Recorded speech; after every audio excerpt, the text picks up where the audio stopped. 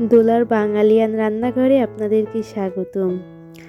আজ আমি আপনাদের একটা নতুন রেসিপি দেখাবো, কাঁচামরিচের চপ। তাহলে আমরা দেখে নিই কী কী উপকরণ লাগবে।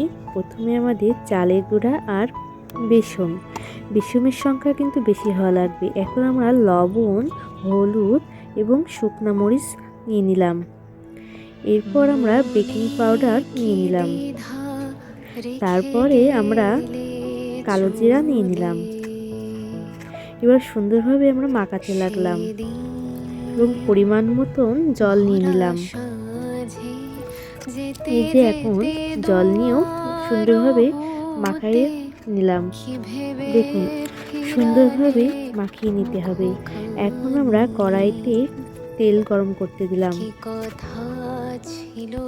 এখন কাঁচামরিচটি গোলার মধ্যে নিয়ে তেলে দিয়ে দেব।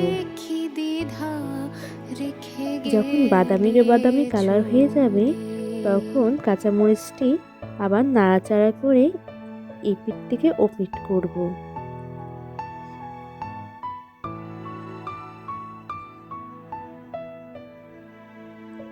এই যে বাদামি কালার হয়ে গেছে, এখন আমরা উঠিয়ে নেব। আবারও কাঁচামরিচ গোলার মধ্যে দিয়ে তেলে ভেজে নেব।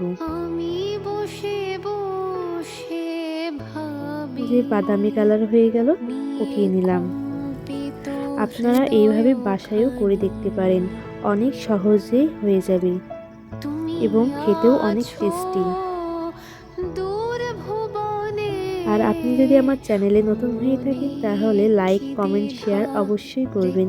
তার সাথে সাবস্ক্রাইবটাও করে দেবেন এবং কে কোথা থেকে দেখছে কমেন্টে জানিয়ে দেবেন।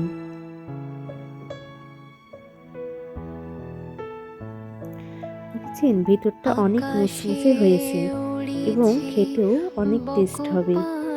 আপনারা সন্ধ্যার নাস্তায় কাঁচামরিচের চপ খেয়ে দেখতে পারেন, অনেক ইউনিক খাবার। এতক্ষণ আমার ভিডিওটি দেখার জন্য আপনাদেরকে ধন্যবাদ এবং সবাই ভালো থাকবেন।